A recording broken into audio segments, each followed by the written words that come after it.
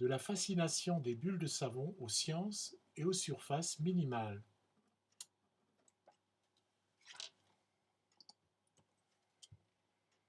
Voici les ingrédients de nos solutions savonneuses pour garder les bulles en vie le plus longtemps possible. De l'eau déminéralisée, du liquide vaisselle, de la glycérine et du sucre. Quel phénomène physique se cache derrière les bulles de savon? D'abord, la forme d'une bulle. Et pour commencer, à quoi est due la forme d'une bulle? En soufflant à travers une baguette trempée dans l'eau savonneuse, quelle que soit sa forme, une fois la bulle détachée, elle devient toujours sphérique. C'est la sphère qui a la plus petite surface pour un volume donné.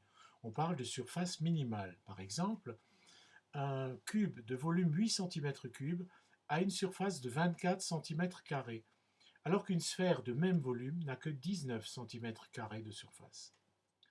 La tension superficielle joue un grand rôle dans la formation des bulles. Mais qu'appelle-t-on tension superficielle? En sortant le fil de fer de l'eau savonneuse, la ficelle prend naturellement la forme d'un arc de cercle. On peut même tirer sur le fil et former d'autres arcs de cercle plus petits. Le film de savon exerce une véritable tension sur le fil, de sorte que la surface du film de savon tend à devenir minimale. C'est cette tension superficielle de l'eau qui permet à des objets très légers de flotter à sa surface. Mais dès qu'on approche un coton-tige trempé dans l'eau savonneuse, le poisson rouge en plastique est vivement repoussé, ainsi que les grains de poivre qu'on a déposés à la surface de la deuxième assiette. En fait, le savon casse la pellicule externe de l'eau et annule cette tension superficielle. Les magnifiques irisations que vous voyez proviennent de la lumière blanche qui éclaire ces bulles. La lumière blanche contient toutes les couleurs de l'arc-en-ciel. Sur l'image de gauche, on voit une vraie bulle et sa projection sur un écran blanc, et à droite, une bulle sur un fond noir. Les bandes irisées apparaissent sur les bulles et on les voit descendre lentement.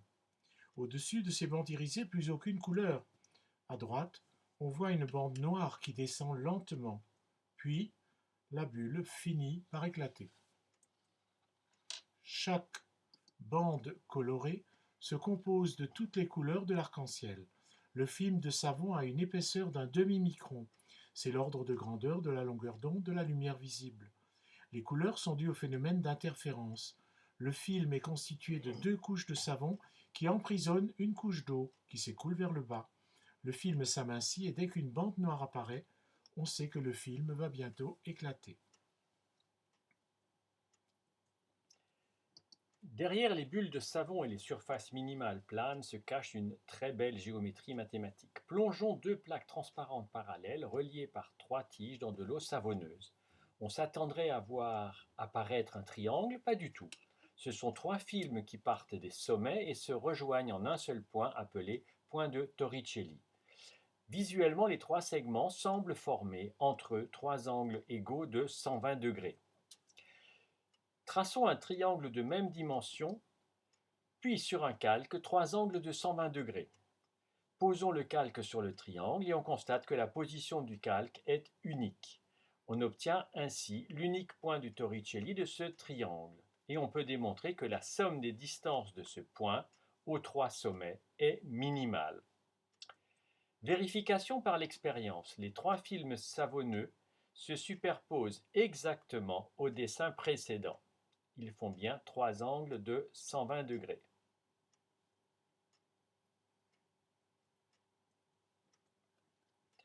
Avec 4 points disposés en carré, les films savonneux concourent en 2 points du Torricelli. Soufflons un peu sur le film de savon, on constate qu'il y a toujours 2 points du Torricelli, mais disposés dans une direction perpendiculaire à la précédente. À présent, explorons les surfaces minimales dans l'espace. En plongeant un tétraèdre régulier dans de l'eau savonneuse, il en ressort ces magnifiques surfaces minimales triangulaires au nombre de 6, chacune partant d'une arête du tétraèdre. Toutes ces surfaces se rejoignent en un seul point de Torricelli et les arêtes font entre elles des angles de 109 degrés environ. Soufflons une bulle en ce point du Torricelli.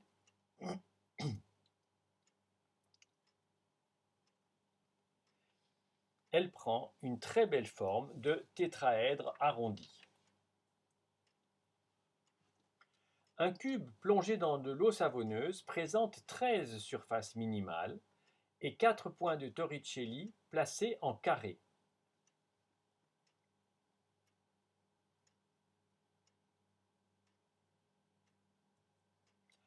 Soufflons maintenant une bulle au centre de ce triangle, de ce cube. Elle devient un cube arrondi. Admirez ces magnifiques reflets.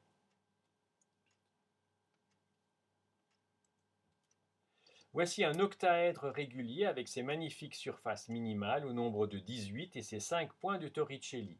Un diamant en surface de savon.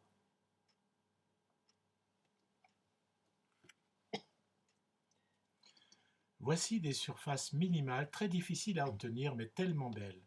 C'est un dodécaèdre savon inclus dans un vrai dodécaèdre régulier. En tout, 42 surfaces minimales et 20 points de Torricelli. La nature est prodigieuse puisqu'elle arrive à créer ce dodécaèdre savon qui a tout de même 12 faces pentagonales, 20 sommets et 30 arêtes. Avec un simple fil de fer en forme d'hélice, on obtient un hélicoïde en forme d'hélice qui ressemble au filetage d'une vis. Un tétraèdre dont on a retiré une arête donne ces belles surfaces minimales. Le plan vertical est limité par une courbe appelée chaînette. En perçant le plan vertical, on obtient une surface en forme de paraboloïde hyperbolique ou selle de cheval. Une surface minimale peut être très complexe comme le montrent ces deux maquettes de toiture. En poussant sur les tiges, on peut changer la géométrie de la surface. Cette technique a inspiré de nombreux architectes car elle permet d'économiser la quantité de matériaux et de mieux gérer les contraintes physiques. La toiture du stade olympique de Munich des JO de 1972 a été réalisée à partir de surfaces minimales en savon.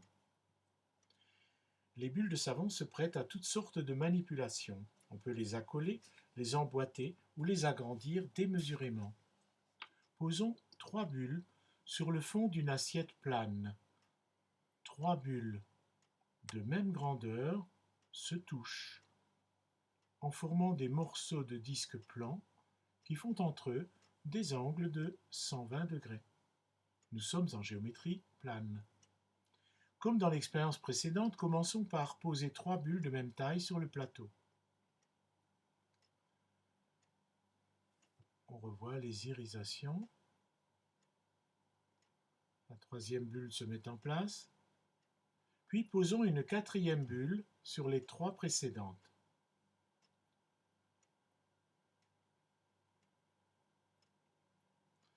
Nous sommes en géométrie dans l'espace.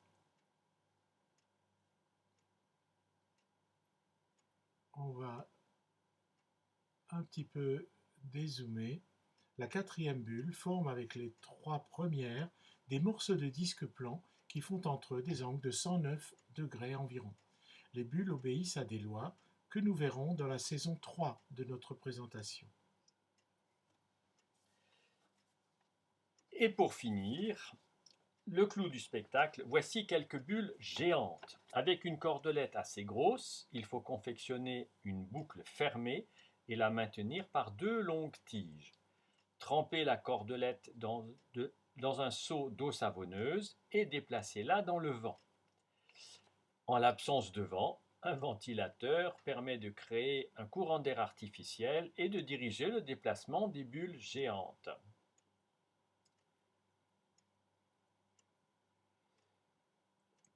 Le monde des bulles est merveilleux et toujours plein de surprises.